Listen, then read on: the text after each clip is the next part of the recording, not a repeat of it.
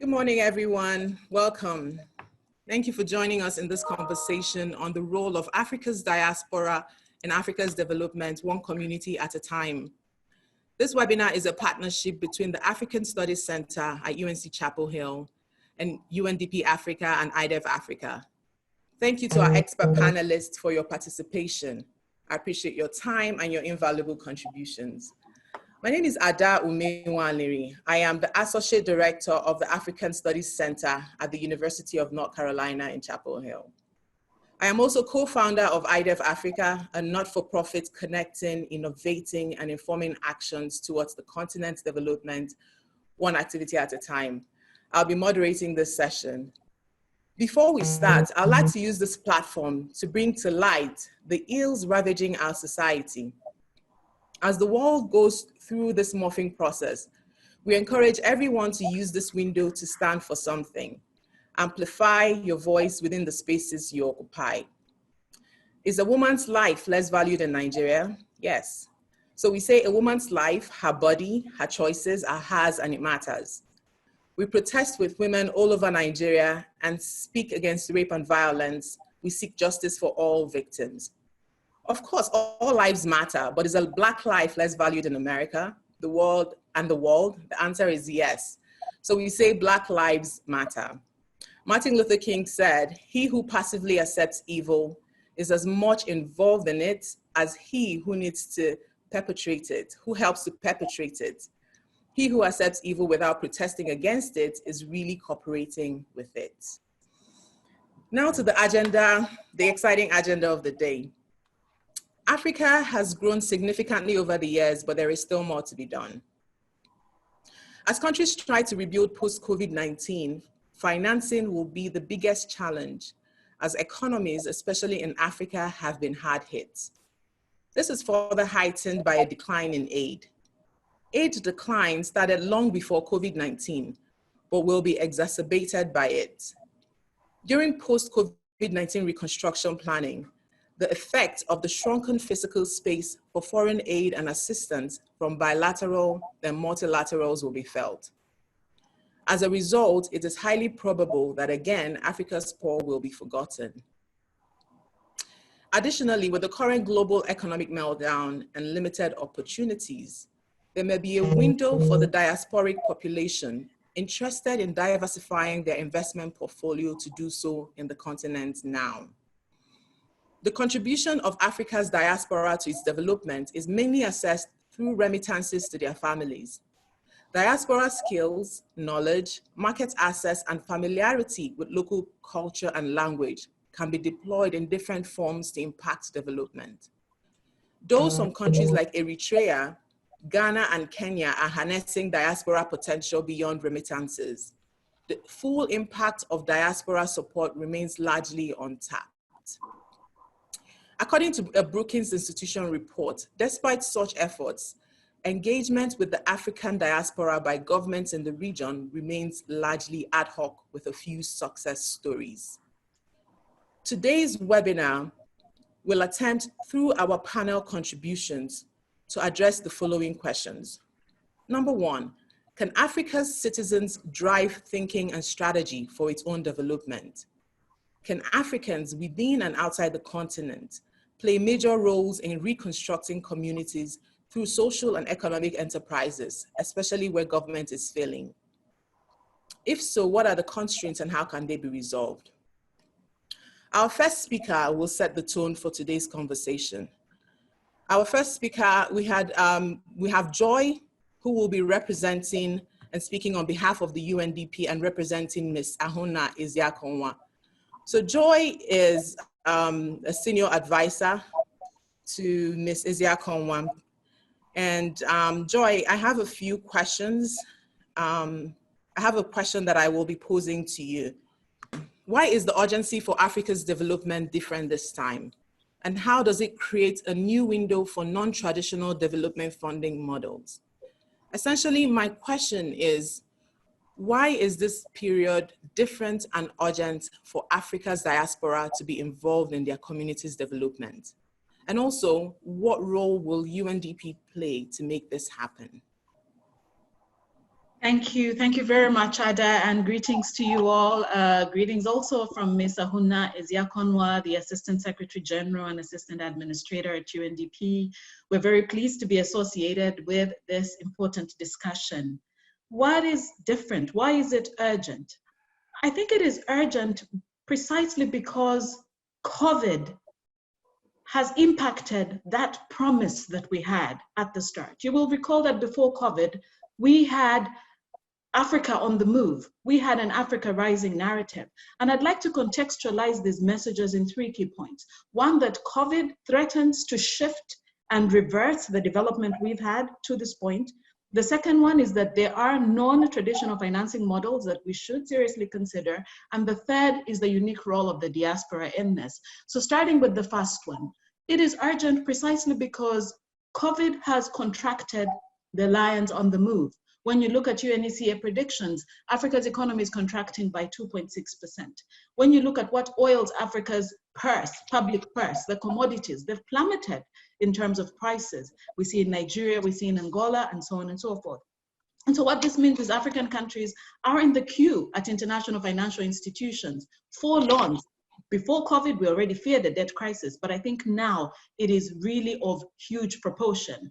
And you know, when you think about what Africa has lost also in trade, we're looking at 500 billion already, the estimates from UNCTAD, in terms of losses in export earnings. And what this really means, and these sometimes tend to be macro, looked at as macro things, but they really come down to the people. When you think about what it means for Africans engaged in the informal sector, Africans linked to trade directly or indirectly, women groups, youth, you're really looking at a loss of livelihoods. And therefore the urgency is precisely that what Africa relied on for its economy, for lives and livelihoods, has changed, has shrunk, has impacted homes immediately. Even if we saw apocalyptic predictions at the start, they have not come to pass on the epidemiological angle, but they're certainly with us when we talk about the socio-economic impact. And so with that then, what do we do in terms of non-traditional funding instruments? And I'd like to preface these remarks by really going back to this point of the looming debt crisis, the debt crisis that is with us right now. We have to make sure that all of the models we look at are not loans. That is the starting point. And so what are these 3 models? I'd like to propose to you remittances, trade, and investment as the new sort of non-traditional funding models. Why do we talk about remittances? Because as you said, Ada, many African countries rely on remittances as a financing for development model. In Africa, we know they are indeed the social safety net of most of the receiving countries because of the absence of huge social protection instruments across Africa. The numbers are even below 20% in terms of the Africans having access to social protection. The balance of that is filled by remittances. But remittances have been challenged over time for their focus on consumerism. Well, we know that the safety net angle is important, but we also want to ask ourselves, what could we do differently to make sure that this non-traditional funding model boosts African productivity? And so we do that by 2 things. One, we cut the transaction costs. Currently in some parts of Africa, it's over 20% for a transaction in terms of cost. We have to bring it down to the SDG estimate of below 3%. Once we have those transactions low, what do we then need to do? We need to pool these resources into pools, into bonds that can allow to fund Africa's productivity. And so I'm thinking about a sort of COVID-19 diaspora bond on the continent that allows for us, for example, to invest in Africa's medical industry. The second type of funding I'd like to propose for us today is trade. Yesterday would have been the day that we would have launched the start of trading, of intra-African trade on the basis of the African Continental Free Trade Area. COVID has changed that, but it has not killed the promise.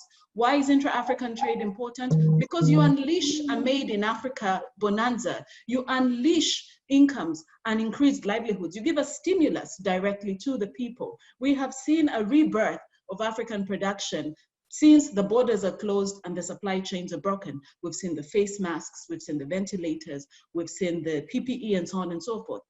This footprint is not optimal. However, it demonstrates that it is there and should be invested in. And so I'd like to make the case for investing, financing models that invest in intra-African trade, because therein lie the jobs. The third model of funding mechanisms, in my view, would be investment. And well, we already know about foreign direct investment. We know what it has contributed. We also know its shortcomings. We need to look at COVID as the opportunity to correct those shortcomings. And the way to do this is to ask yourself the simple question: why doesn't Africa apply the rules that African companies would have to implement should they choose to invest outside of Africa's jurisdiction, in Europe, for example? And these rules are simple: that you pay taxes where you make money, you hire locals, and you add value where you are. This would help us to fight this sort of big challenge around illicit financial flows while creating new jobs, value-added jobs. The last point I'd like to make, Ada, is around this question of what then is the role of the diaspora in this entire conversation. What is different? What is different at this point is the window of opportunity. There is a reason why Africa was where it was pre-COVID, because of the nature of the development model on the one hand, because of the nature of trade policy that suffocated African production, and because of the way in which we handled investment policy as a race to the bottom, where Africa gives and gives and gives incentives to those who are considered foreign without extending the same to diaspora, to SMEs, to the informal sector. And so this window of opportunity is short, it is fast closing, but diaspora must grab it and grab it quickly. African leaders are looking for ideas. No one was ready for what COVID has laid bare. But exactly in that shock, in that look for answers, is where diaspora must position itself at the table, not just because of the dividend of remittances, but because of the power of the ideas, the power of skills, the power of technology that the diaspora bring with them. So I'd like to challenge that diaspora be that idea. And finally, what is UNDP doing about it?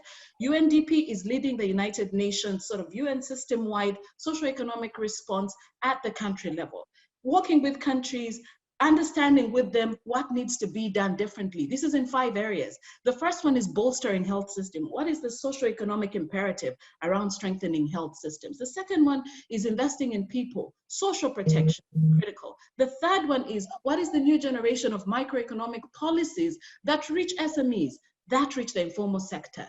The fourth is the macro picture. How do we ensure we're not walking into this debt crisis that is evident before us? And the fifth is social cohesion. So I'd like to invite you to work with us, to tell us more, to challenge us on what it is that we can do differently. And we remain committed to supporting this in our integrator role. Thank you very much.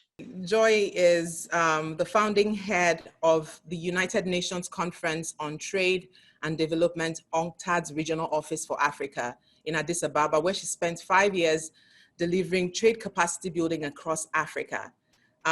Joy holds a PhD in international trade law from the World Trade Institute. She's also a member of the World Economics Forum Global Future Council on Trade and Investment. She's married and is a mother of 4 beautiful girls. Thank you, Joy. So you heard her power of ideas, power of skills. The window is open. It's the right opportunity for diaspora to see how they can help governments and countries all over Africa and beyond recover from the impacts and devastations caused by this conflict and by this pandemic and epidemic. So we would go straight to the next panelist. It is said that the term diaspora originates from the Greek and literally means scattering. There is no generally accepted definition of diaspora. IOM, the International Organization for Migration, defines it as emigrants and their descendants who live outside the country of their birth or ancestry, either on a temporary or permanent basis. Yet they still remain connected because of their affective and material ties to the countries of origin.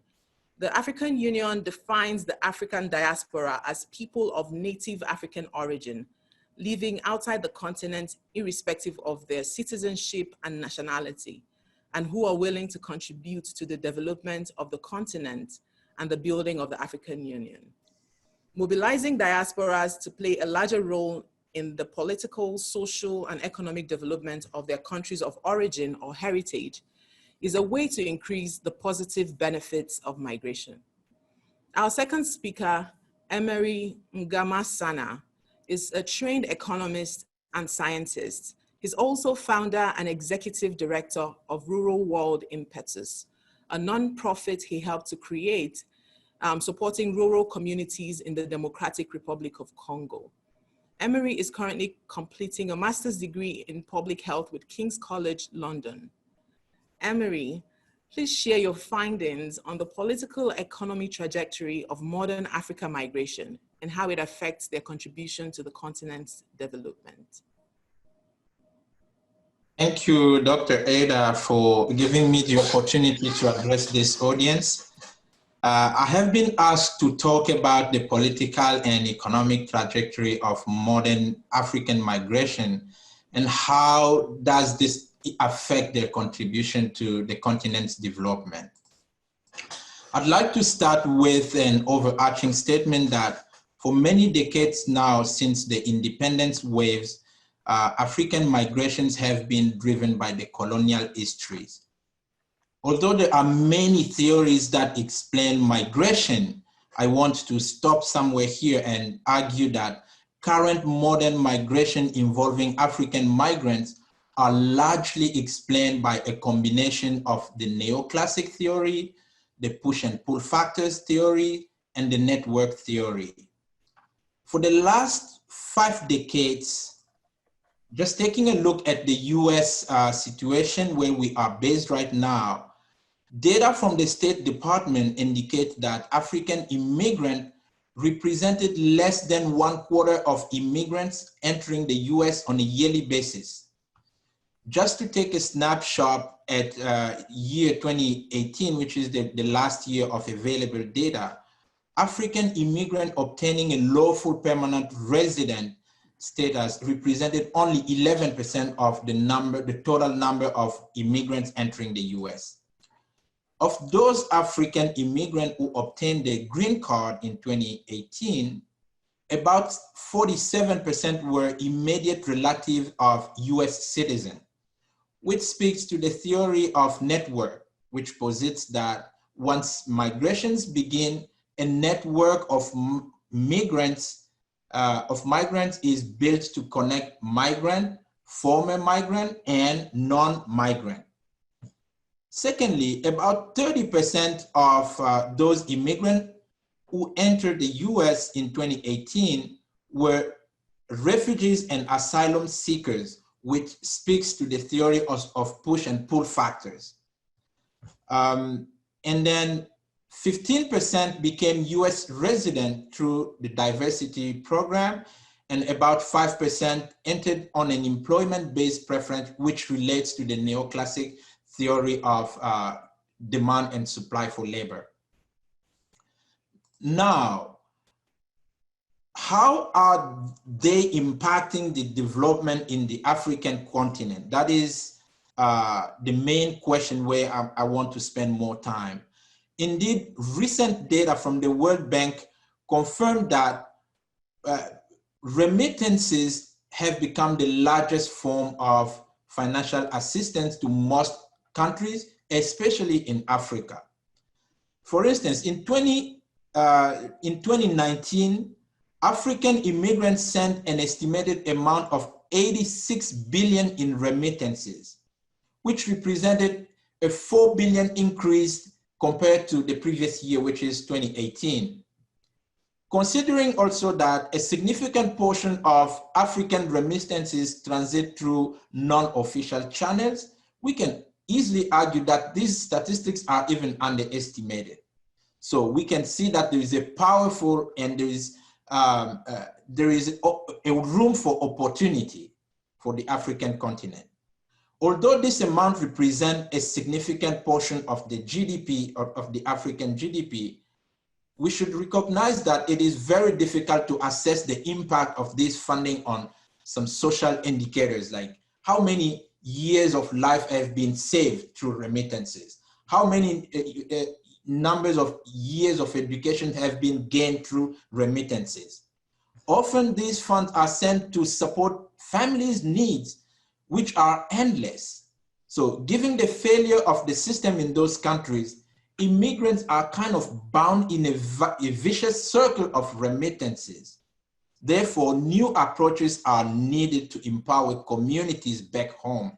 And African diaspora can contribute to this objective, especially where the government are failing. However, there are structural challenges that are facing African immigrants. So I'd like to take a look at the US context. First, I want to borrow from the public health discipline the concept of prevention paradox, articulated by Geoffrey Rosen, which posits that preventive measures that bring large benefit to the community often offers little benefit to each participating individual. Therefore, individual immigrants are reluctant to invest in long-term community projects. Secondly, at first value, the global amount of 86 billion sounds impressive in terms of remittance, right?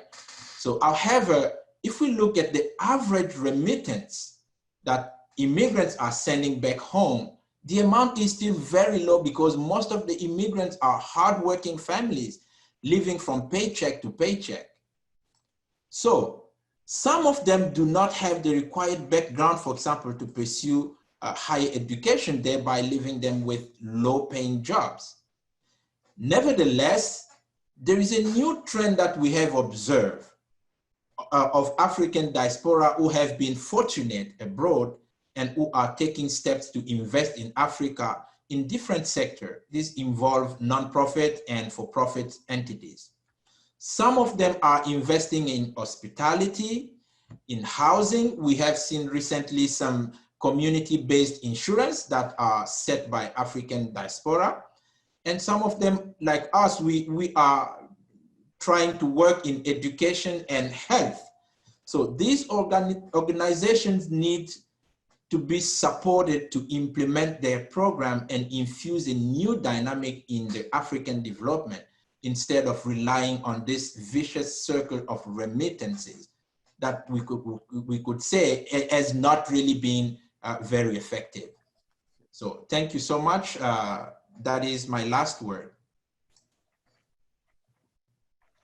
Thank you, Emery. Appreciate your contributions. Successfully engaging global communities in development depends on a strong and sound knowledge of the diaspora population.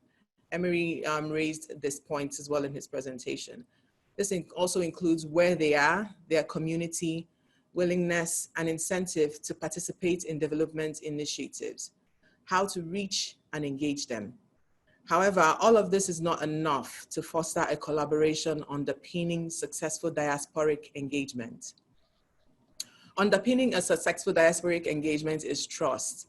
Our third speaker, Hewan Germa, is the right resource to shed light on the importance of trust in partnership building within the diaspora. Dr. Germa is an assistant professor of African American and Africa Diaspora Studies at the University of North Carolina at Greensboro. A sociologist by training, she's currently working on her first book on Ethiopian return and repeat migrants.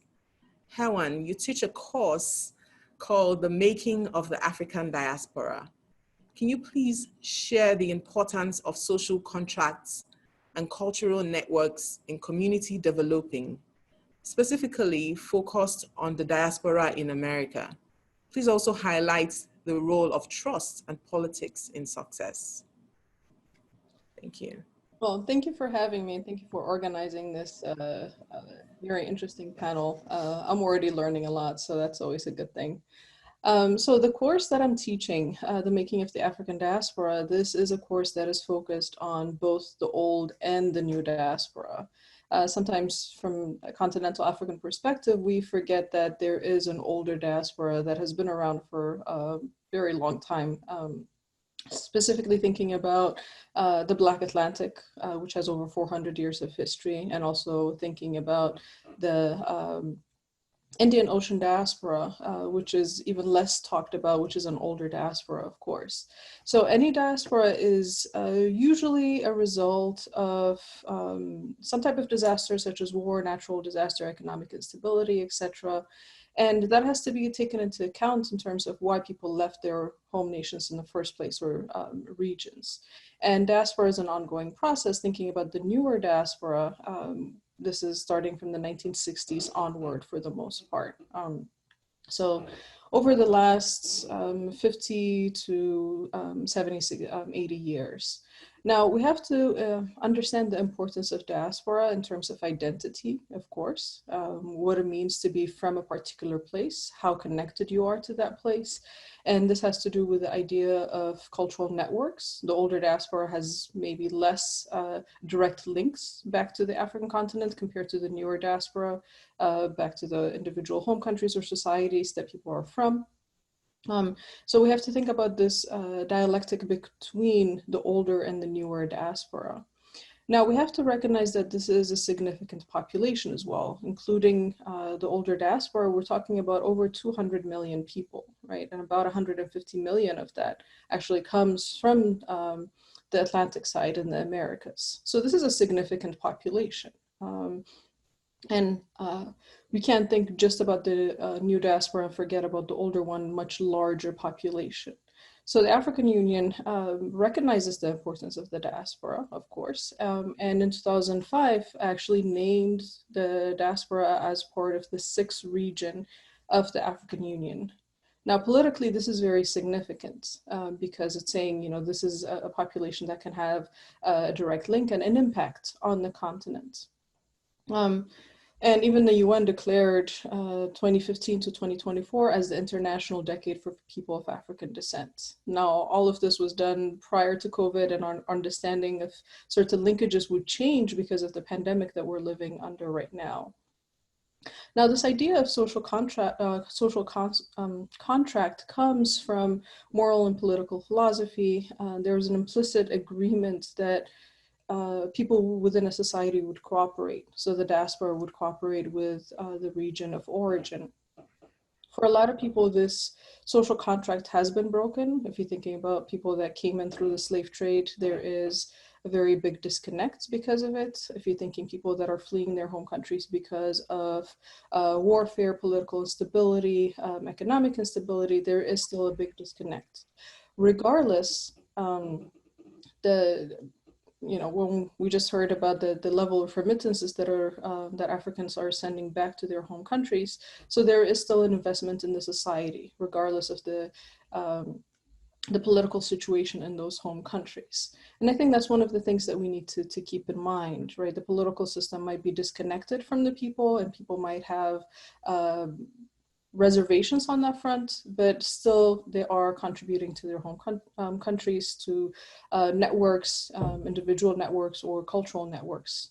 Sometimes this can be based on ethnic identity, can be based on religious values. But overall, I think that's something that we need to consider, not just of the new diaspora, but also of the older one. So the trust in political systems may be one factor, especially if governments are the ones leading the call for investment from the diaspora.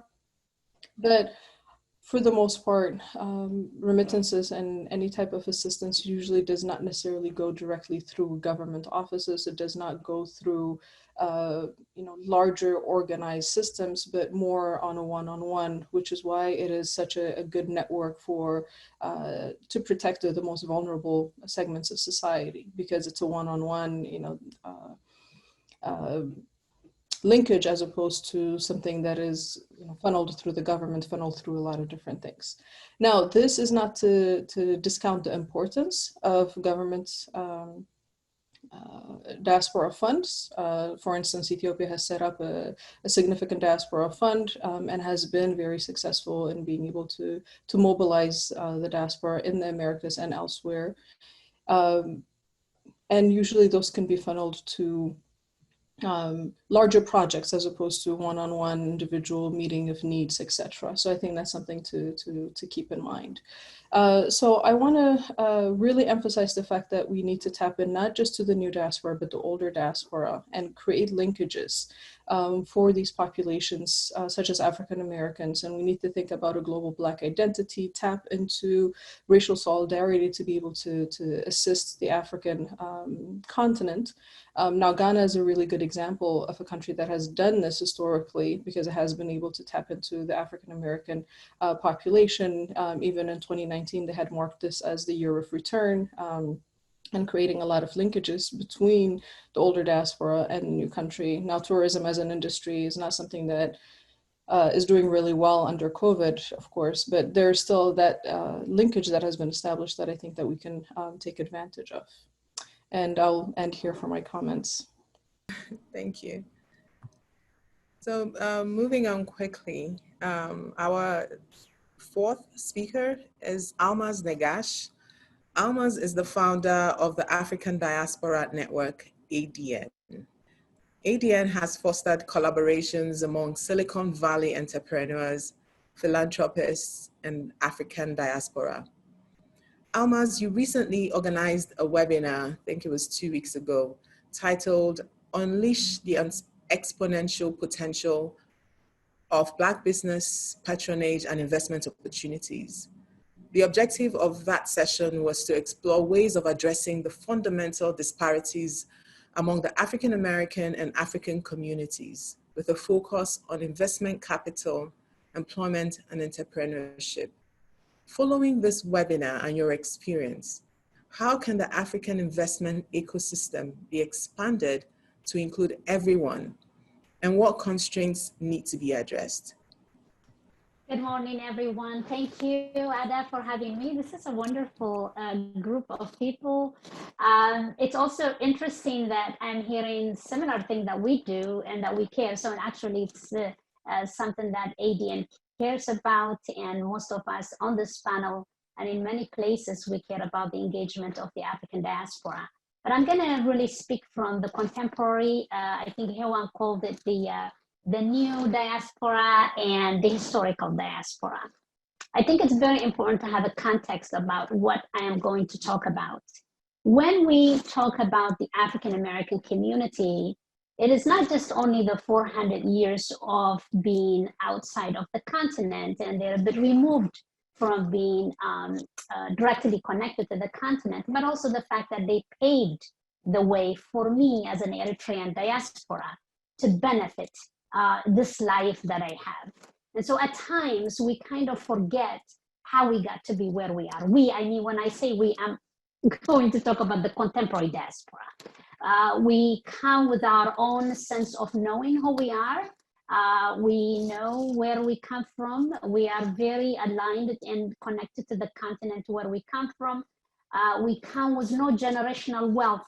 And so when we come here, all we do is we work very, very hard. I know this because I'm married to an engineer, also from Eritrea.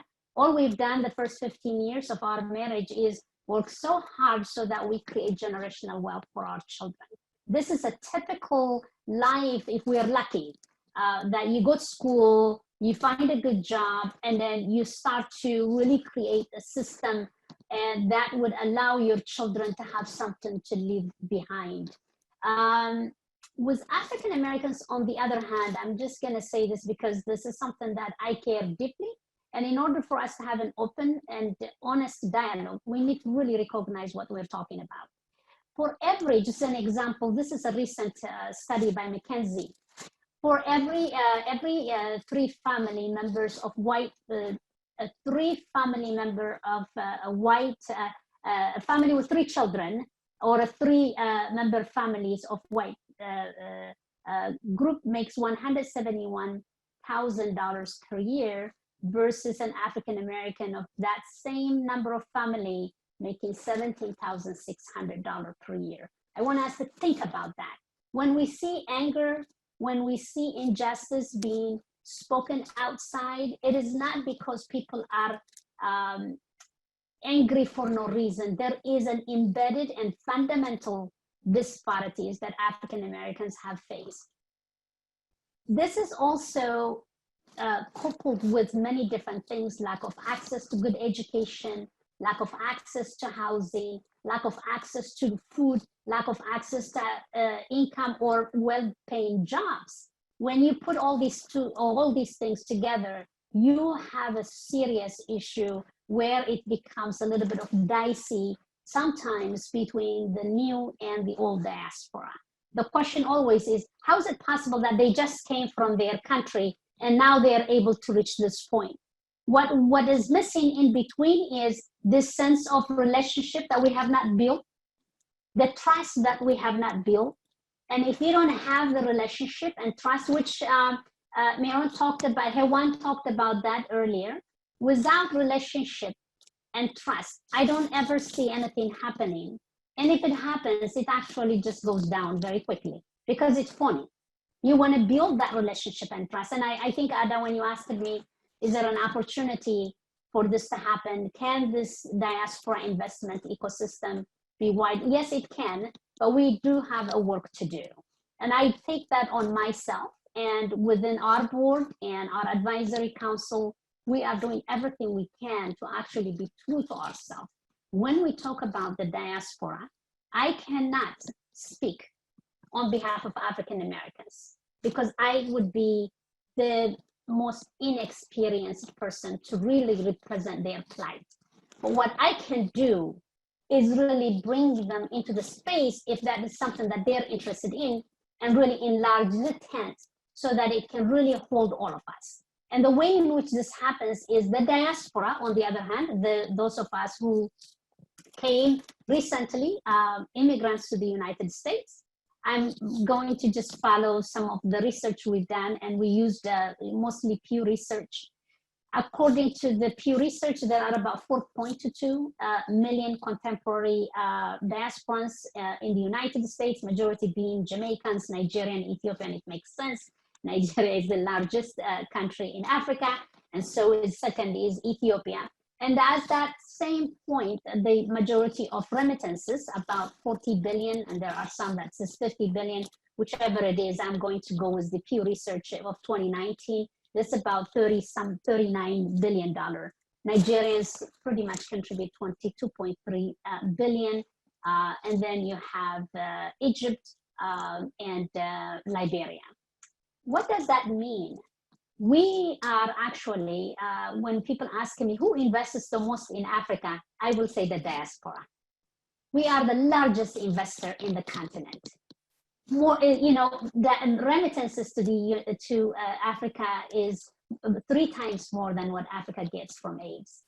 The disconnection is between what the diaspora can do to help and turn this remittances into investment and the ecosystem that governments in Africa. We are talking about 54 countries. Sometimes we forget when I talk about Africa, we're talking also almost like one country. To me, yes, it does sound like that, and I want it to be that way. But that is not it. We all have a country where we come from, and each country has different dynamics and different needs. What we've seen through the ADN, though, we were not only able to engage our diaspora, we did this 10 years ago, with the knowledge that if we can bring Africans and non-Africans at the table, we might be able to see some shift in thinking, first of all, in our narrative, that Africa is not just this place where you go and give money or you give aid. Africa is actually a continent where you can go and invest. And the only way that I know this can happen is if we are at the table when issues are discussed on behalf of Africa, we must be at the table. By being at the table, I think what we're also seeing that we're doing is we're enlarging the pie to include many different people. So to the question that whether can we include the African American community, yes, we can, but we have some work to do. We need to have a dialogue. We need to really understand our cultural differences and then really embrace that difference that we have, because at the end of the day, when I or my husband or my son gets stopped by a police, no one is going to ask them whether they are Eritrean American. They're just Black American. If we can remember that and use that as a way of commonality, And I think if we can focus on what we have in common versus what we don't have in common, or our differences, I think we can come far in terms of engaging them into the Africa investment ecosystem. There's another thing that we, the contemporary, have taken for granted, but actually African Americans have contributed tremendously to the diaspora and to Africa as a whole. The Africa American Institute, based in New York City, run by an incredible Ghanaian, Kofi Apenteg, my wonderful friend and mentor. They started that by African Americans in the early 1960s to try to bring Ghanaian students for scholarship to the United States so they can get educated and go back home and provide the services that is needed. So they have actually invested in Africa. Apartheid didn't go away by itself. It was thanks to the African Americans' contribution that way. So sometimes I think we forget that. And what I want to do to your question, Ada, is that all of us have a job to do, to be aware of how we got to be where we are, and then how can we bring this community together without being too uppity about our own identity and start and stay being very proud of, I'm a Ghanaian, and I am a very proud Ghanaian, I'm a very proud Eritrean. So what? I think what earlier Joy was talking about is this intra-diaspora collaboration, intra-Africa migration, intra-Africa trade. And then you've got transatlantic collaboration. Will not happen unless we step back and say, I am an Eritrean, but if there is an investment opportunity in Nigeria, I am going to invest in Nigeria. Nothing should stop me from doing that. The only barrier that we have created for years and years is because of our own colonial mindset too. And that's something that we have not really recognized, because when we came here, I can only talk about myself. When I came here, I just felt like I was indispensable, and I'm not just a Black woman, I am an Eritrean woman. And of course, it was very helpful. It continues to be helpful.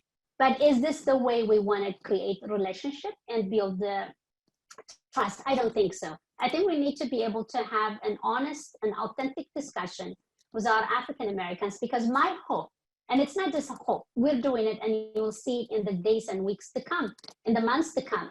What we want to do is really open up this opportunity for African Americans, not only to invest and co-invest with Africans from the diaspora in Silicon Valley and around the US, but actually really invest in Africa. They want to, and some of them do, and they probably do more than any of us combined. What we want to do is provide them the opportunity, because this space has been closed out. We have to be honest about it. We've been congregating, we continue to congregate with each other.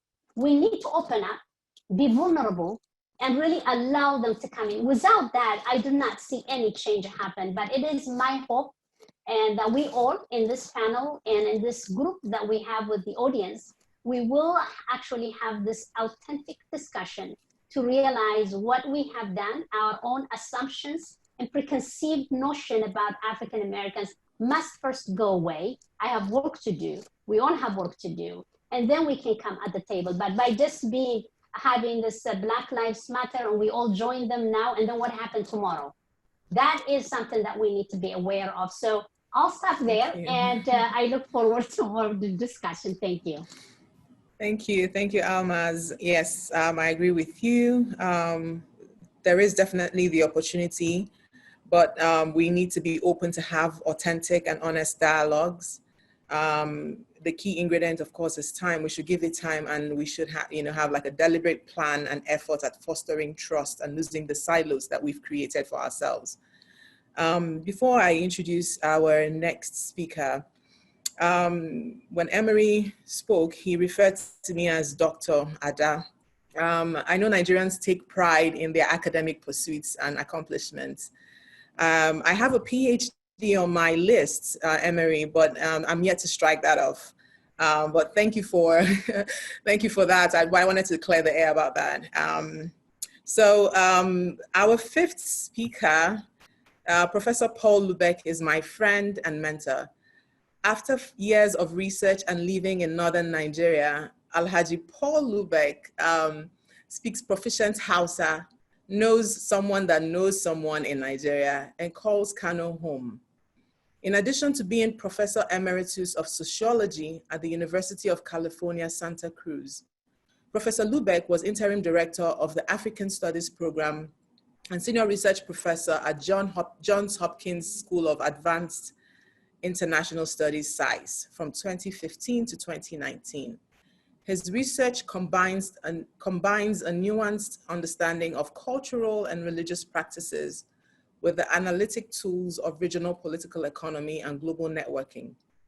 Besides Nigeria, Lubeck has published extensively on Muslim globalization processes, ICT for development, African businesses, Islamist movements, and regional economic development strategies in Malaysia and Mexico. He's also a social entrepreneur. Prof, reports show that Africa is not tapping its diaspora capacity, and this is a lost opportunity. If we can coordinate, as all the speakers have made reference to in different ways, if we can coordinate by removing the Chinese walls, build together, address constraints like trust and accountability, please share with us what you think is the possible scale of impact that it can have on the continent. Well, thank you very much for that introduction. Let me just try to say what my assumptions are about Africa in the present moment. We are in a moment of enormous demographic growth in Africa. Estimates are that Nigeria will have 417 million people. That we are in a moment of deglobalization. Joy talked about the shift in commodity prices. So globalization reached its peak in 2008. And so you want to begin to think about what it's going to mean in Africa, where commodities, price of commodities, especially oil, is not going to provide the income that previously it supplied. And then on the, my knowledge of enthusiasm for the Diaspora project comes from several sources. The first is working in Malaysia and watching the immigrant networks from Malaysia come back into the information technology industry in Malaysia. So Malaysia, Penang, a city in northern Malaysia, was the first place that Intel did offshore production. So they had these fascinating networks come with a commitment to the community, to the home community, and that taught me about that. Then I later worked with students and visited them in India, where they were looking at Hyderabad, the rise of Hyderabad and Bangalore, showing how cultural networks, all the issues you've raised about remittances, about education, about identities and differences were all part of the experience. So while teaching at Santa Cruz and at SAIS, I also became involved in, with colleagues of mine here, understanding this marvelous association called TIE, T-I-E, the Indus Entrepreneurs, which is a immigrant-based, diaspora-driven way to incubate entrepreneurs that have their foot in both places. So even though globalization is, in trade terms, is stagnating, I do believe the evidence is for overwhelmingly electronic and intercommunication will grow. So we need to build that identity, build the understanding of the different groups we talked about, of African Americans and of African migrants, but also focusing on who should we focus on? It should be the children. And that's who I worked with at SAIS. Your children become American very quickly. It's quite amazing to watch them become American, and they have these skills of both cultures. Some still speak the languages of the motherland, so they have a commitment to it, and that's one of the things I've looked at. In the past 10 years, I've been working on Nigeria, but I'm looking at business and entrepreneurship, because I think Nigeria is the engine of growth in Africa. It's difficult to believe it as Nigerians, but you are going to have 417 million people in 2050, 417 million. You're going to be 65 or 70% urbanized, right? And the per capita value of petroleum rents is commodities is going to decline. So what I focused on is looking at indigenous entrepreneurs in Nigeria. Now, I won't go into it, but I'm writing extensively and interviewed Aliko Dangote, originally from Kano, but a Lagos man, in his refinery, path-breaking. The state was incapable of doing it. He has state support. I can answer questions about it. He's a controversial figure, but he's transforming the refinement of petroleum and the production of agricultural raw materials, fertilizer. He's going to do petrochemicals. He's going to export. He's making a difference, and he's committed to the African Free Trade Agreement. The other people I've looked at are the whole way in which agriculture is being transformed. I'm looking at a firm that provides tractor services. Former politician, got access to land, taught himself this. Another is a dairy farmer who's starting herding, producing milk products. So these are people whose children are going to school in the US, producing a diaspora. And I think you can see those two linkages coming together. And on what brings the Silicon Valley issue together is I've also been working with a remarkable entrepreneur who grew up in Lagos in Nigeria, who founded two coding companies, Andala and Flutterwave. His name is Ayin Aboyeji, and he has now started a project called Future Africa. He is someone who's worked in Silicon Valley, who is married to an African-American woman, and who is promoting enterprises and linkages. So there's two sort of ways, I think, my knowledge of social entrepreneurship. I learned how to be a social entrepreneur organizing agricultural cooperatives, credit unions in 2 villages in the Republic of Niger. And then later on, I started a program at the University of California in Santa Cruz. So when you talk about remittances and the cost of the transfer of funds, that's a marvelous project, a practical one, for figuring out a way to use new technologies in credit unions to increase the resources that actually end up in the hands of people at home. The other issue is to try to figure out ways in which social networks, social entrepreneurship can be sponsored to provide services, not just transferring money, but incubating businesses, developing linkages, and trying to get economic entrepreneurship that actually competes in a market to grow out of social entrepreneurship. So those are some of the things I've been thinking about. I hope I'll be able to make a contribution. There are other points we could make on the growth, but the other point I want to leave you with is that the state, the African state, is going to become more important because deglobalization is a process that is going to make large internal markets in a country like Ethiopia or a country like Nigeria that will become attractive, not an object of charity, but an attractive market for investors to enter. So I hope that it helps you. I'm there to enjoy and to be a friend and a colleague. Thank you. Thank you, Paul. Deglobalization will definitely make the African states an attractive investment site for Africans all over the world and non-Africans to invest and grow the continent. Of course, if we mobilize and organize, the possibilities, like you've mentioned, are limitless. We're going straight to the sixth speaker. Innocent Chukwuma is our sixth speaker. Mr. Chukwuma is the Ford Foundation's Regional Director for West Africa. He is a social entrepreneur and is globally renowned as an advocate for human rights and good governance.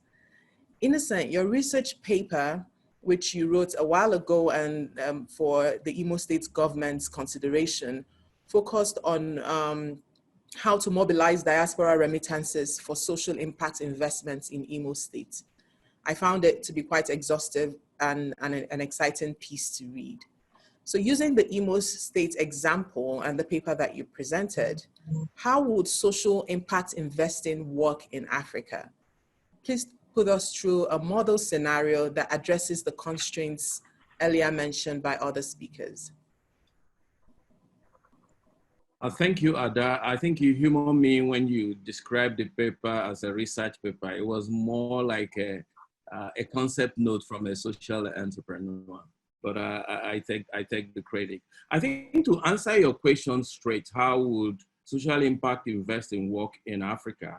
One can say directly that it will work if diasporans who through their remittances are the largest impact investors in Africa are not DFI as people make you to believe, are treated as such.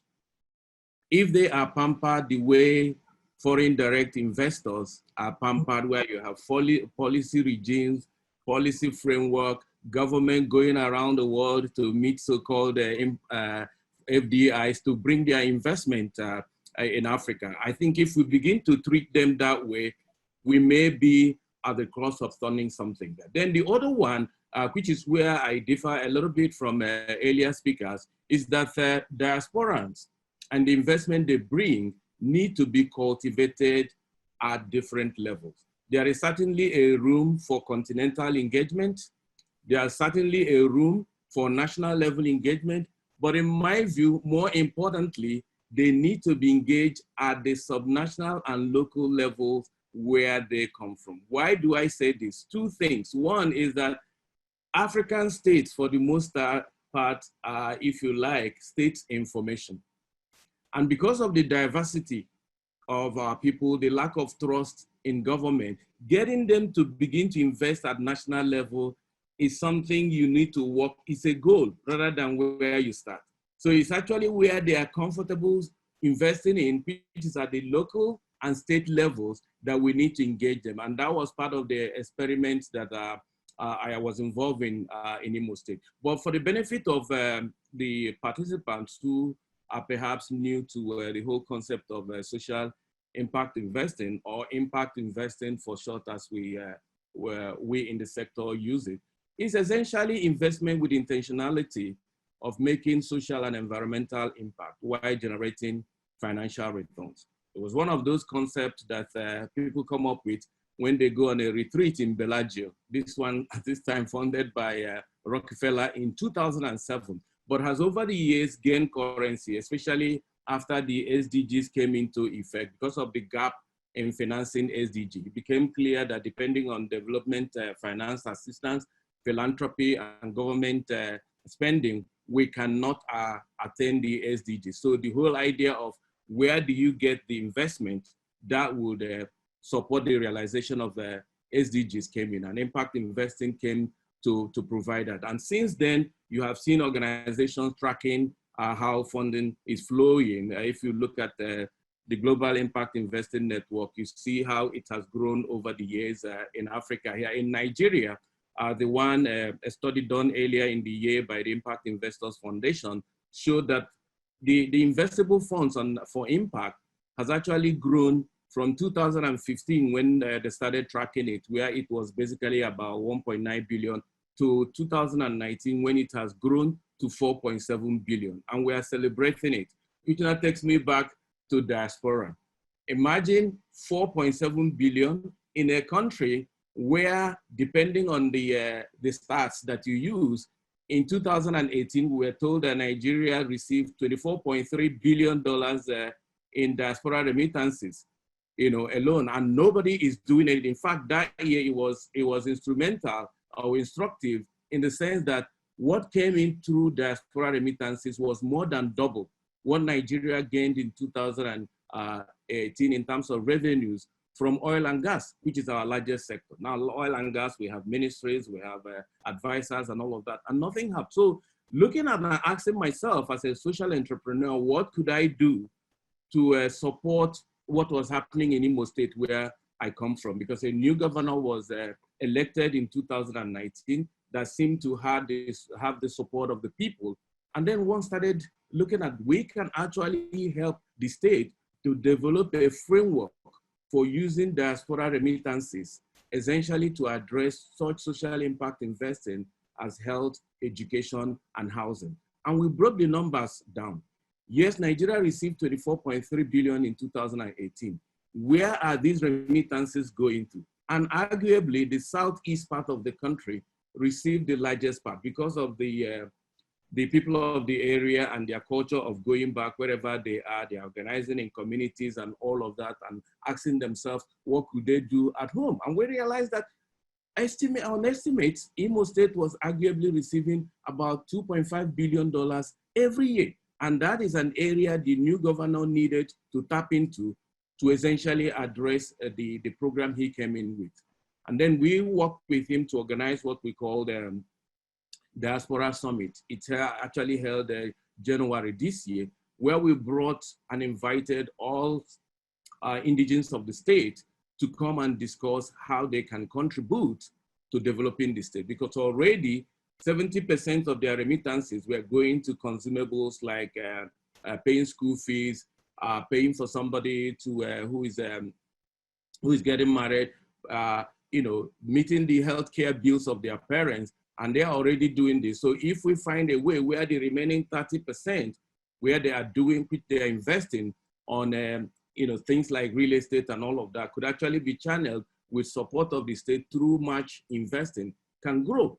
And also address a basic needs that they have, because we all talk about diaspora remittances, but when our diasporans get into trouble, when they are in conflict with the law, when they do things excellently, do we celebrate them?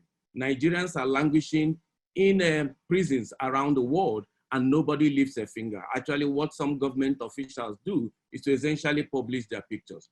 So, but there's a lot that can be done if a government is there when they are in need, as we are seeing from stories around Black Lives Matter. So many of the cases, or some of the cases of people who are in conflict with the law may actually be pure innocent people who, because of their color or whatever, are just held behind bars. So out of that summit, which held in January, we now have committees that are working with the state in these three areas.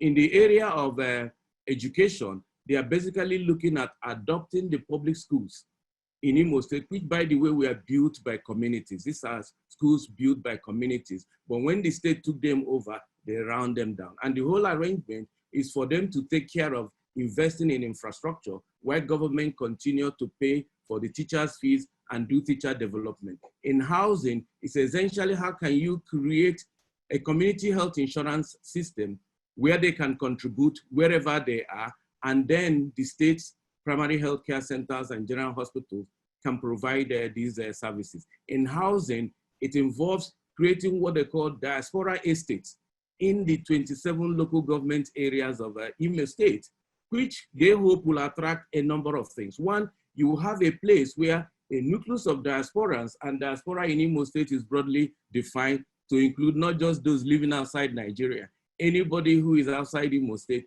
is an Abroadian, as we traditionally defined it, so that they can have a place, instead of building mansions in their villages that are dead wealth, they can have a place where such buildings and estates can, through an Airbnb framework, be rented by those who are coming in instead of everybody building a house. So these are some of the things that they have. It's a work in progress, but we're learning a lot of lessons that, depending on the state alone, to drive this is a risky business. As you very well know, the Supreme Court earlier this year did what was not expected by ruling against them. So the governor who we're working with is no longer in office, which means we have to go back to the drawing board. But the lessons we have learned from that is that we have to create a private foundation with trustees that would oversee the implementation of this program, whether the government or governor that started it is in place or not. I'm happy to take some questions from the audience. Thank you very much. So according to World Bank estimates, there are 39 million African diaspora in North America. We've shared the numbers before. Mobilizing the full participation of Africans in the diaspora is a win for Africa and can foster stronger economic connections that can accelerate Africa's development. Last but not least by any means is our final speaker for the day, Mr. Hakeem Belo-Osagie. Mr. Belo-Osagie is the chairman of FSDH Holding Company. He's a senior lecturer at Harvard Business School and a well-respected Nigerian entrepreneur with a track record of leading and backing highly successful private investments globally. Sir, you are Nigerian, your wife is Ghanaian, your children are of dual or multiple nationalities, and your businesses and alliances are global. And you've managed to nurture partnerships that defy norms and cuts across political and social boundaries. From all your experiences, and with Africa on track to being the big new economy with our internal markets and adequate labor population, what are the rules of engagement to building large-scale economic enterprise with Africa's diaspora? Please also share your thoughts on next steps. Okay. Ada, first of all, let me thank you very much for putting together this very interesting talk, something that is very topical and that something that's very crucial for our continent's future in view of the potential setback that COVID-19 has presented to the continent.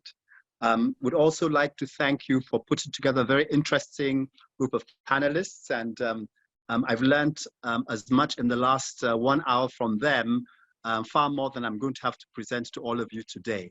But let me do my very best in that context. Let's just go back to the journey that most people make for the diaspora, to get into the diaspora. They leave in Africa, sometimes with the thought, thank God I've left. I've had a tough time back in Africa. The economic opportunities may not have been there. I may have had political difficulties, and they take off and finally arrive in the United States or in Great Britain or Germany or France or wherever. And they take a deep breath. And as one of the panelists said, they then spend many years working morning, afternoon, and evening, and almost nothing else. And then they find that in actual fact, the folks over there are not any smarter than them, that they're doing extremely well, notwithstanding all the obstacles. And they find that they in fact are making quite a mark in their communities. And then I think they then divide into two groups. There's one group that decides, you know, Africa is behind me.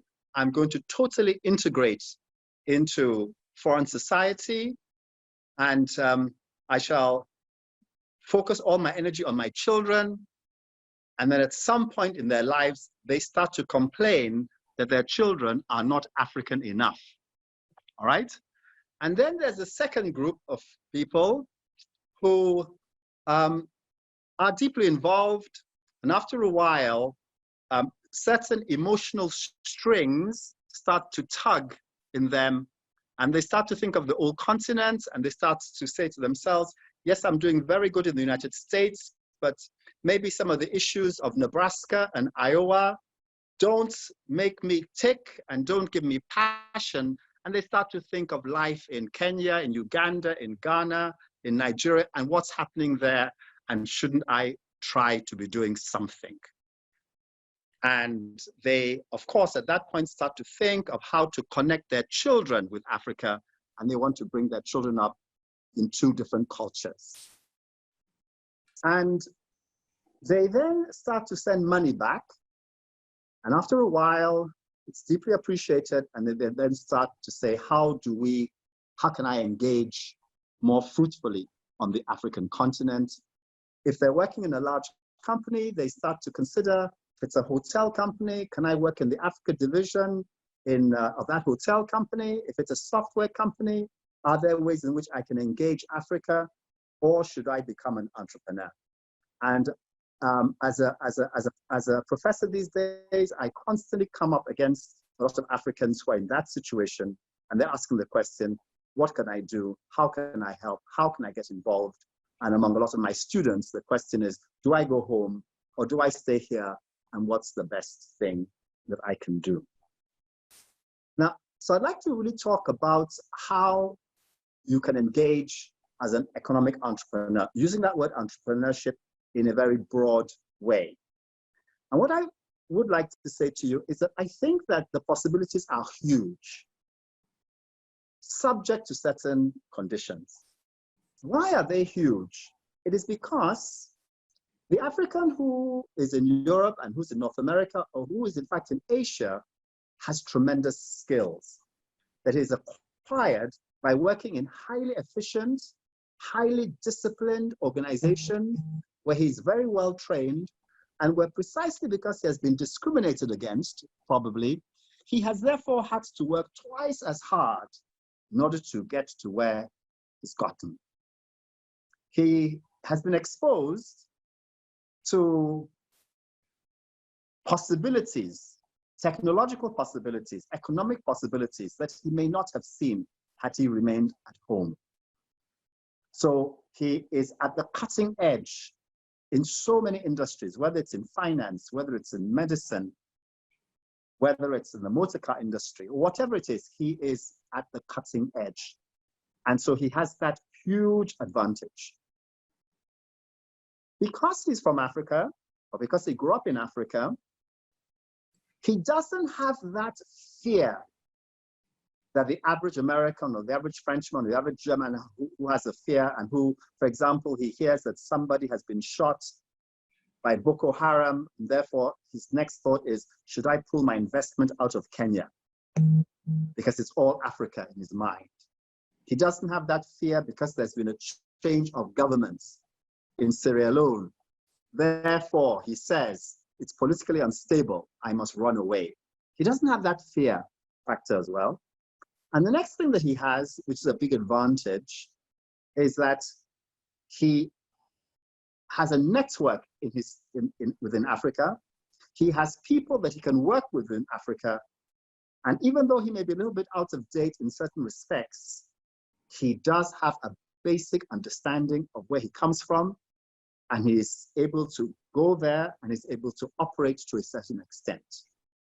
So there he is, a sense of what could be and sense of what the possibilities are. And if he's willing to work with partners at home who have a sense of where Africa is today, what's on ground, who understand their way around, then I think that the possibility of these two groups coming together in entrepreneurial endeavors is a possibility that can engender huge success and huge profits. But I strongly believe that it's got to be a partnership, and that partnership has got to be people who are in the diaspora working with people who have not gone out of the country, who are living in the country, and who they need to work with. And I can't but overemphasize the importance of that. Now, there are a few obstacles to that, and I just want to run through them quickly. And that is one, a lot of people in the diaspora, when they want to do business back at home and become entrepreneurs, have this sense that they are going to be welcomed as saviors. All right? And there's a certain lack of humility that they display, which they need to eject.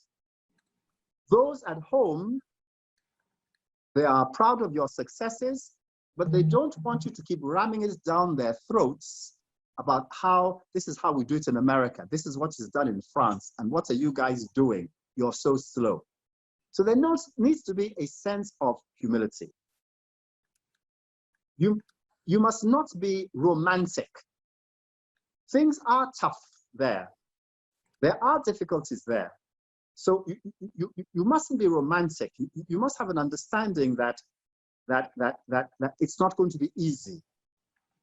At the same time, you mustn't go to the other extreme, which is where a lot of Europeans and Americans and white society is, in saying to yourselves, there are no possibilities.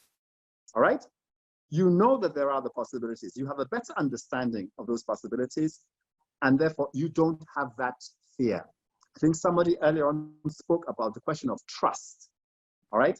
It's easier for you to build trusting relationships and to have that trust precisely because you have the network and you're from that place and you understand it. And then I would say that you need a sense of patience. When I meet Africans in diaspora, I have to remind them that please don't be upset if something doesn't happen in a week. All right? It may take a month in Africa. That should not tell you to get on the next plane and go home. After all, it was probably 15 years ago or 25 years ago that you got your passport to leave the country. And I'm sure it took you more than 1 week to get that passport. So stop whinging, about it. So there needs to be an issue of patience. But above all else, those of you in the diaspora, you are an important bridge. And I can't overemphasize that issue of being a bridge. You are the crucial bridge which, in a world that is deglobalizing, in a world that is delinking, I see you as a crucial bridge that restores connections, that restores relationships, as the Chinese have done successfully, as the Indians have done successfully, and because you're so highly educated, and probably the most highly educated of the immigrant groups, you are uniquely placed to solve and to create that problem. I'd just like to make one last point before I close, and that's just to say to you that, that it's also important that African governments show an appreciation of the ways in which the diaspora seeks to get involved and engaged in the continent. Their contribution must be respected, and where, for example, we want to create bonds or we want to create transactions that use the remittances of Africans in the diaspora, those remittances and those projects must be subjected to the highest levels of transparency and accountability. And it should not be that just because they're money from our own people, that it can be used without governance. Thank you very much. Thank you very much. We'll go straight to, thank you so much, Mr. Belo-Osagie, for your very succinct but very straight to the point points on the importance of humility, trust, patience, as the diaspora seeks and to be the connector and the bridge that links both continents together and helps in transforming our economies. Thank you to all the panelists for your points. I appreciate your time. We'll go straight into the Q&A. I see a question from Ola Williams. So he says, pre-COVID migration away from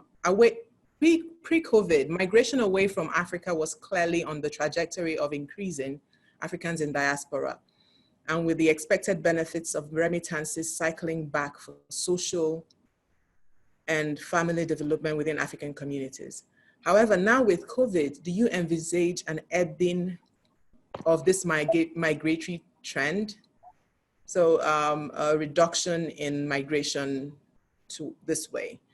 Maybe Hewan, was that a point that you want to respond to? Question that you want to respond to? Sure. So if my understanding is correct, is migration going to stop or decrease because of COVID? Because of COVID, yes. I would say no, definitely. I think for formal, legal, documented migration, we're seeing a lot of restrictions on that front. We're seeing governments that are saying we're restricting possibilities for even visa holders for people that are migrating because of technical skills and all of that. So on that front, that might decrease, but at the same time, clandestine migration, undocumented migration is most likely going to increase because of the effects of COVID in those societies that are going to be highly impacted, where economies are going to be significantly impacted, social structures are no longer going to have the strength that they had before. So overall, I do not believe that migration is going to stop. The face of migration or the format of migration might be different, but it's not going to end anytime soon. Okay, thank you. There's a question on, can we share specific examples of diaspora communities that are making an impact on the continent's development? It's a question from Jim Ngokwe. Almaz, would you like to respond to that question, please? Yes, I actually would like to shout out to Ethiopian diasporans. They have done an incredible job going back home, reinvesting, and so are Nigerians. So it depends. Whenever we think about Africa, we need to continue to think about country by country. And so Ethiopian diasporans, Nigerians have done very well going back and forth, and they're not afraid of it. I like to mention and just shout out for my former chairman, Cruz, the founder of Mall for Africa. He has done very well in really not only just bringing out that idea that Africans can actually be technologically savvy and innovate and do things that many people probably would not imagine. So it's almost his dream is to make Mall for Africa the Amazon for Africa. And I think it takes someone like him and his brother, as a co-founder, who have done it. In Ethiopia, you would get similar examples of not just individual entrepreneurs, but also a group of Ethiopian doctors who are putting money together from the United States to actually create a very well put together and incredibly top of the line hospital in Addis Ababa. Real estate is pretty big deal in most of us who come from the continent. But I would also say that other diasporans, and I always think about the Liberians who put every single penny they have to send money back home, and they do the best they can. And I still continue to think, even though they are sending the money to support families, I would like to see that money actually being spent. I think someone, maybe it was Innocent, who mentioned 30% of it to be for investment, because I think people are sending money. And my question has always been, is remittances the end of all? No, a remittance is not very easily scalable. So we need to really think through how can we take that 30% or 20% and invest it in something that is going to benefit the community. But I would say that Kenyans, Ethiopians, and Nigerians have done very well in going back home and creating ventures. I think someone mentioned earlier, the founder of Flutter Wave. He is another Nigerian brilliant who is doing a great job with innovation, entrepreneurship, and investment. I mean, these are really, I would be very happy to share with you, because I don't want to be, I want to end by this good thing. We did an event a while ago, and a lot of the speakers were from Nigeria, and someone sent me an email saying, Almaz, just don't forget there are 54 countries in Africa. And I keep talking again about Nigeria. I have a very deep love for the people and the country and their amazing vigor for what they see Africa can be. So I do hold Nigeria as a beacon of hope for Africa, because if Nigeria has, and Nigerians have the ability and the capability to really bring Africa to where it can be, why not? When nobody says, Germany, why are you so good and we don't want you to be good? Why not then really allow a country like Nigeria, if that is where the knowledge is, in Ethiopia and Kenya and South Africa, why not we do the best we can to bring these mighty countries to actually lead the way? And so I just want to say, yes, they are investing, and I don't want to end only by Nigeria. I don't want to be blamed again, but I'm just going to say I love the country. Thank you. Thank you, Negash. I'd like to comment on this, because if you look at where diasporans are investing and unpack it from national level to local level, you'll find out that every country on the continent, the diasporans are doing amazing things at the local level, because wherever they are, they organize around the ethnic group, around states, around local government, and whenever there's a problem or an opportunity back home, they come together to contribute and do that. So it's something we should not forget whenever we are talking about diaspora remittances, because when you look at it at national level alone, only a few countries pop up. But when you disaggregate to state and local level, there is no country in Africa where the diasporans are not active. Thank you. There's been a couple of questions about the state of insecurity in Africa and how that has deterred investments. So I see a couple of them. Most diasporans are worried about security, from how do we deal with the issues of insecurity across Africa, both domestic and international, from Nwachukwu Okafor. I think Anwole Olani also asks the same question. Emery, do you want to respond to that question? And maybe Innocent as well. Well, it's true that Africa is facing a lot of challenges, especially in security right now. You have a lot of countries that are under fire right now. If you take Nigeria with Boko Haram, if you take Niger and Chad, you take Cameroon and DRC, there are a lot of instability there, but that does not at all impede people from investing. Instead, we have seen growing momentum where the governments are failing to provide for the people. We have seen a growing momentum from the diaspora actually doing something, because as African, we have something that is unique to us. We would not let our families or our community down, even if the government is not doing anything.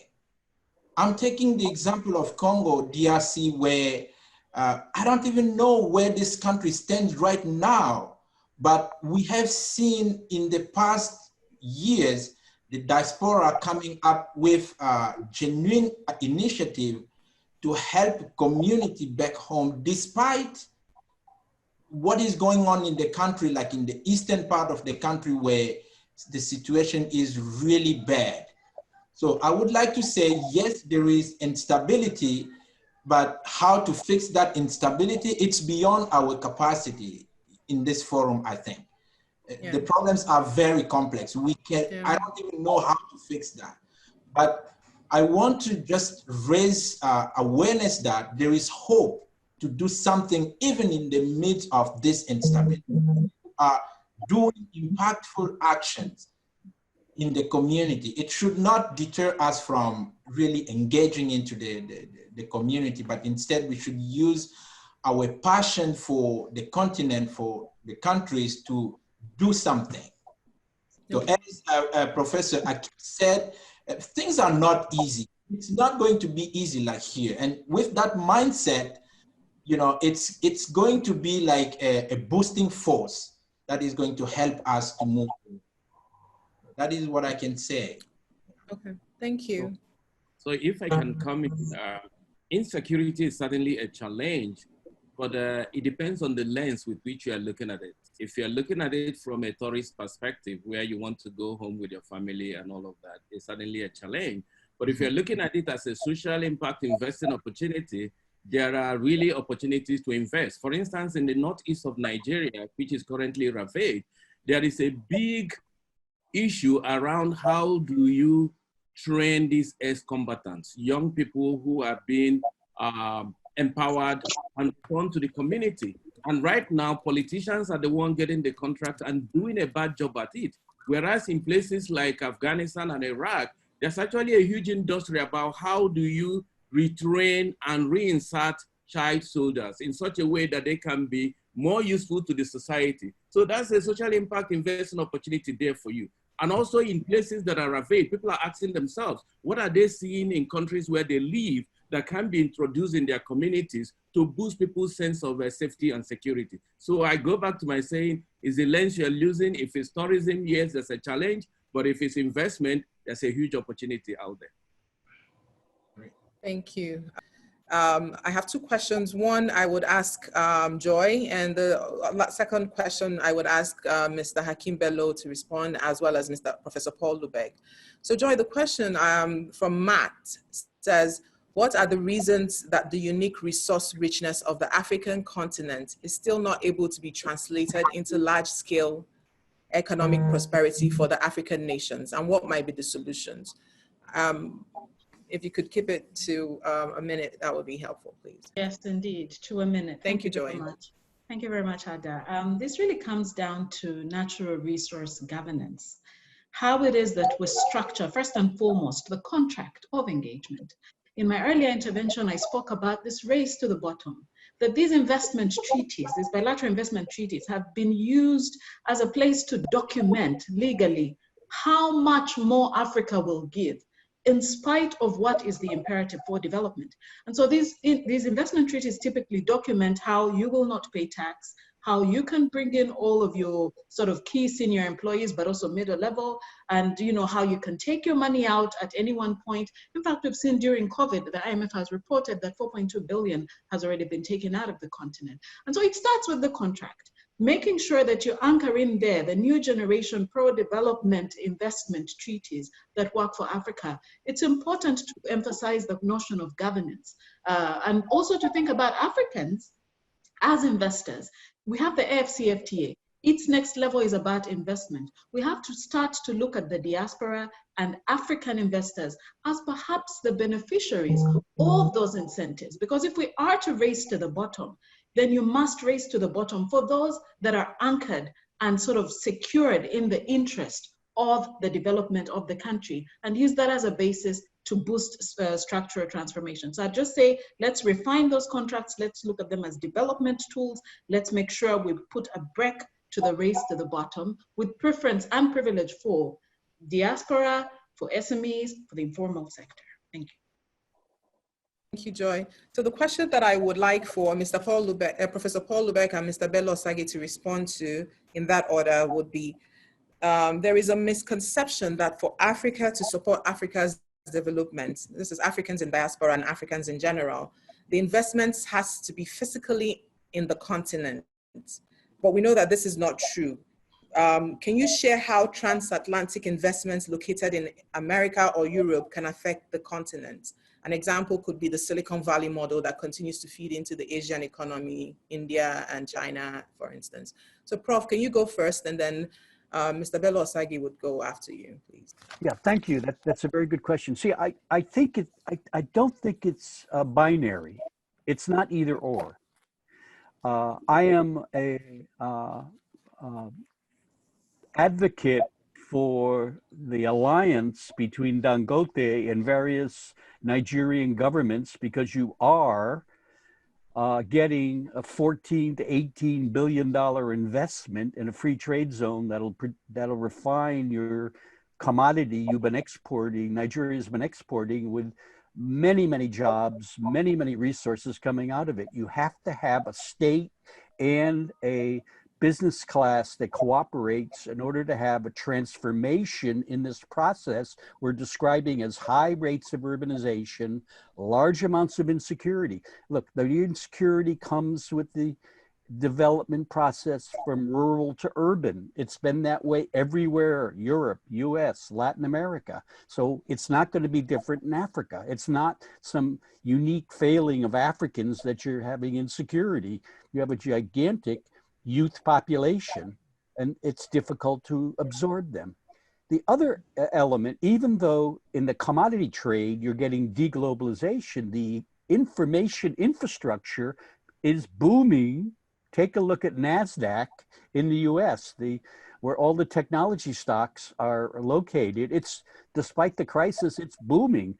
And you're going to have, I think, an opportunity for strong states that, like Nigeria. It was inspiring for Almaz to say Nigeria will spearhead it.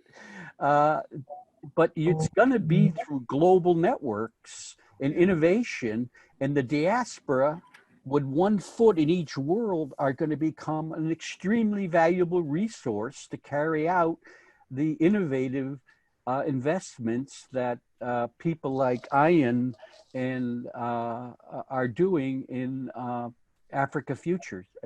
It's, I think, an enormous opportunity. It's something that happened in India. We know it can be implemented in Africa, in a place like Nigeria, perhaps Ethiopia, perhaps Kenya. Thank you. Onward. Yes, All right, Mr. Belo-Osagie.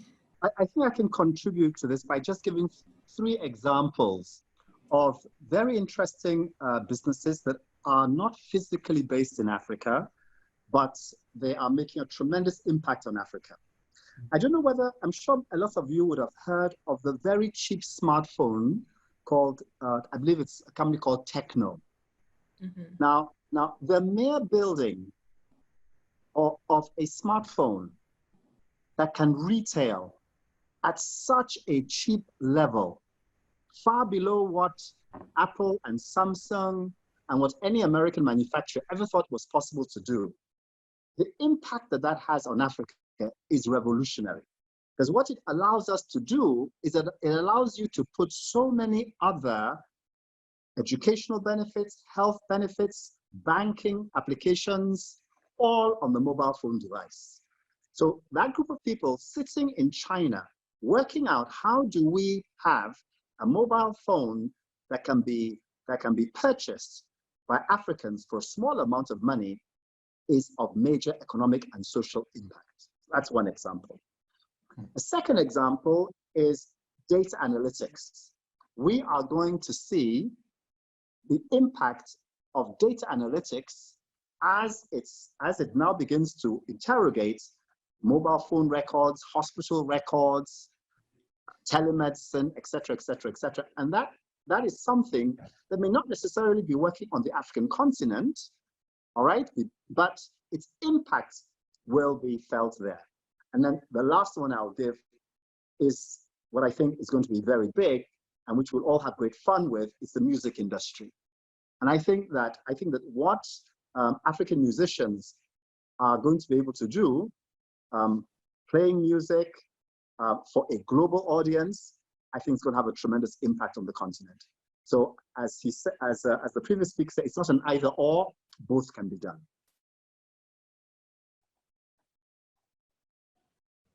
Thank you.